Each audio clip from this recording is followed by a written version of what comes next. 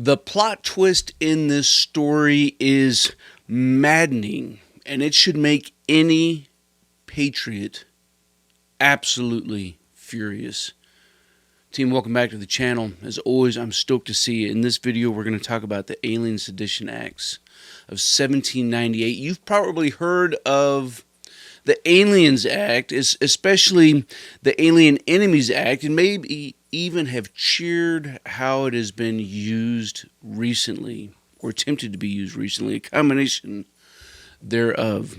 But what you probably haven't heard of is the Seditions Act and the amazing story that's in here about that goes back to our founding fathers, disputes that have been going on since then, and what the impact is today. So John Adams was president at the time and had the support of the Federalist Party. The idea was that national security was on the line and something had to be done. Sound it all familiar? Let's break this down. In 1797, France issued a decree authorizing French warships to seize American vessels, and soon the U.S. found itself in a quasi-war with France, as President John Adams sought to mobilize the nation with support from the Federalist Congress for war. If you're wondering about this Federalist Congress, and I hope you are, let's explore more. So, Federalist Party was the first real political party in the United States, and they were in favor of ratifying the Constitution and creating a large, centralized, and powerful federal government. It had the members like, John Adams, Madison, Hamilton, John Jay, and so many others. And so the U.S. got in a little bit of a pickle after the Revolutionary War that was largely financed through loans by France. In 1793, the U.S. suspended repayments of French loans and actually signed a treaty with Great Britain, our old enemy, our adversary. And it angered France as they viewed it as a sign that we were aligning ourselves with Britain, that we were betraying France's support to us during the Revolutionary War, and was actually a violation of earlier treaties. Tensions were simmering and war is on the brink. National security cannot be broken, so something had to be done. 4 acts were signed that increased requirements to become a citizen, that allowed the president to not only detain but to deport foreigners, and in the case of the Sedition Act, actually criminalized false and malicious statements about the government. Now, you may think this sounds like a violation of this thing called the First Amendment, and you're probably, you are right, as history turns out to reveal to us. Opposing the Sedition Act was none other than Thomas Jefferson. You may have heard of him. He's a founding father and one of the Democratic Republicans, not to be confused with the Democratic Party or the Republican Party of today. Both of those parties are would be strongly opposed by Thomas Jefferson. You see, Jefferson, along with some of the other old revolutionaries, folks like Sam Adams, John Hancock, Patrick Henry, George Mason, and so many others, they opposed this strong centralized government because what they were concerned about in the Constitution was that it was going to enable a largely indebted federal government, that it was going to empower a singular person to essentially run the entire nation, that it was going to basically control the people through taxes and edicts. I don't know if any of that sounds familiar to you, but it kind of does to this guy. And so the Democratic Republican Party, they fiercely opposed the Sedition Act, and actually called for the damning of John Jay and all who supported him publicly. It's pretty crazy, wild times back then. After signing the Sedition Act, 25 people from congressmen to owners of newspapers were arrested and 10 were convicted. Their crime? According to the Sedition Act, they had the intent to oppose any measure or measures of the government of the United States. Let's read this quote.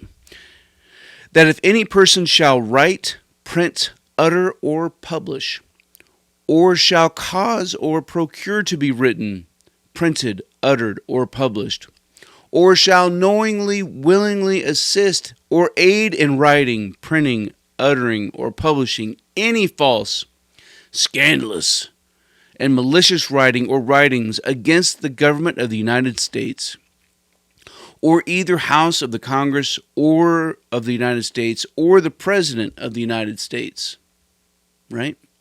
If you just utter a bad word about the President, about the Congress, the Senate, about what the government is doing, you're going to go to jail. And that's exactly what John Adams did. His Federalist government convicted and sent to jail Americans after they were fined. And these acts were so opposed by the public that it actually helped garner additional support for Thomas Jefferson and enabled him to win the presidency. And in 1801, even though these sedition acts had expired in 1800, as soon as he was sworn into office in 1801, one of his very first acts was to pardon each of those 10 individuals who had been convicted and sent to jail for speaking against the federal government. But he didn't do just that. He forced the new Congress to pay back the fines and the fees that all of the people who had been found guilty, everything that they paid in fines was returned back to them. Right? That is an amazing, incredible story. And it is a precedent that can be used today. Because too often we feel that, Thomas Jefferson, he wasn't waiting for the court system to figure out what's constitutional and what's not constitutional. He knew that the Sedition Act was unconstitutional. He knew that putting these folks in jail was unconstitutional, and he wasn't going to, the dude does not abide, right? He took action against what everybody knew was unconstitutional. Do you know of any act, law, that the federal government has enacted that is unconstitutional? Anything that opposes any of those 10 amendments that is still in place? Can you think of any person who's been indicted, sent to prison, maybe been faced with some fines and penalties that should be fully restored, like not just pardoned, but hey, everything that you spent on lawyers, we're going to force the government to pay that back. Everything that you paid in fines, we're going to force the government to pay that back. And even more so, right? Of course, this is looking at something as crazy as that. But how about individual states who continue to violate the Constitution, who continue to violate the Second Amendment? Like, I can cheer all day long with suppressors being removed from the NFA through a backdoor loophole. Like, that's cool, and I'll buy another can in favor of it. But the truth of the matter is that these are things that can be undone by the next one. The truth of the matter is that there are deep unconstitutional acts and laws that have been enacted that are still on the books, that are being enforced, that are putting good Americans at risk and finding themselves paying fines and even in jail. If we don't actually do anything against these and saying, well, it's up to the court system. Well, man, Thomas Jefferson just proved that it is not just up to the court system to determine what is constitutional or not. In fact, that's your and my job, because that federal government are just representatives of us. Team, I appreciate you guys, and I'm looking forward to hearing your thoughts and your comments down below as we all continue to master our craft and develop our tactical virtue. Fieldcraft, fortitude, and freedom. That's what this channel is all about. Consider becoming a channel member. It's going to give you exclusive access to content not available to anybody else. It's one of the number one ways that you can support this channel. And the number one way is actually to consider purchasing a hard copy of the SHTF Field Manual. You can get that on Amazon.com or at my website, stokermatic.com, if you want a signed copy. Team, I appreciate you guys. I appreciate your time.